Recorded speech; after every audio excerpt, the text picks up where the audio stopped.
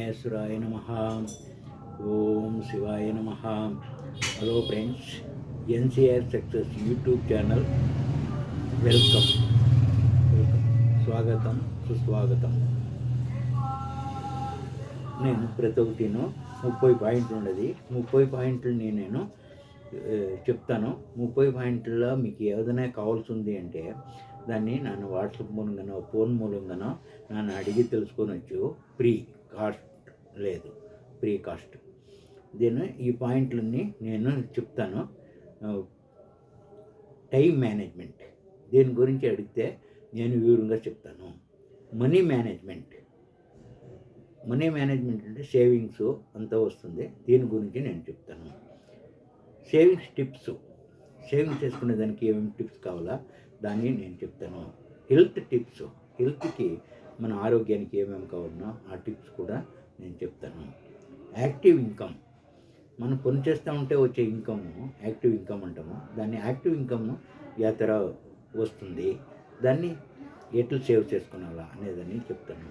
దాన్ని పాజిటివ్ ఇన్కమ్గా మారాలి. పాజిటివ్ ఎట్లంటే మనం పని చేయకుండానే మనకు వచ్చే అమౌంట్ ఉందా పాజిటివ్ ఇన్కమ్ అంటాము.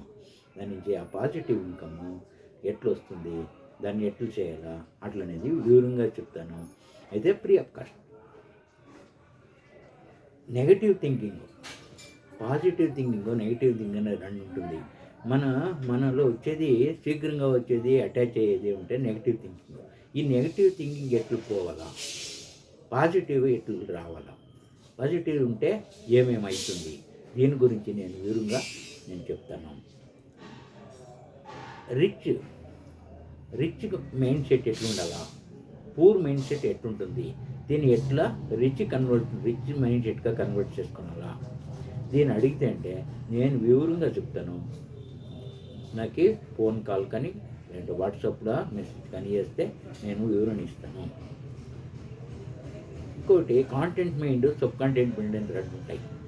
కాంటెంట్ మైండ్లో మనకి దాని గురించి ఏం నడుస్తుంది, సబ్ కాంటెంట్ మైండ్ గురించి ఏం నడుస్తుంది దాని వివరం కావాల్సిందే నేను చెప్తాను. అస్ట్రాలజీ, జాతకం.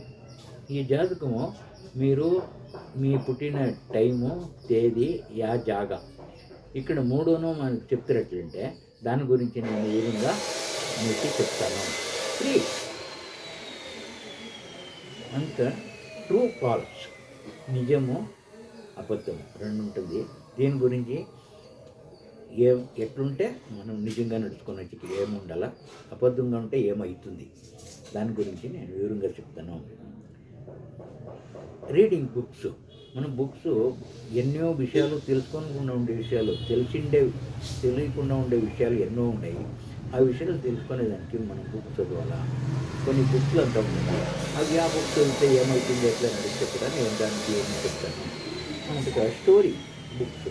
ఈ స్టోరీ బుక్లో మనం వచ్చి చిన్న చిన్న నీతి వాక్యాలు, నీతి కథలు, మన ఐడియాస్, ఇది మన జీవితానికి అనుకూలంగా ఉండేట్లా స్టోరీస్. దీని గురించి మనం అడిగితే ఏం స్టోరీస్ అయితే ఎట్లుంటుంది, నీతి కథ అంటే నీతి అంటే ఎట్లా అనేది కొని చెప్తాను. దానం, మనము ప్రతి ఒక్కటి ఇదంతా ఉంది ఎట్లంటే కొంచెమైనా దానం చేయాలి.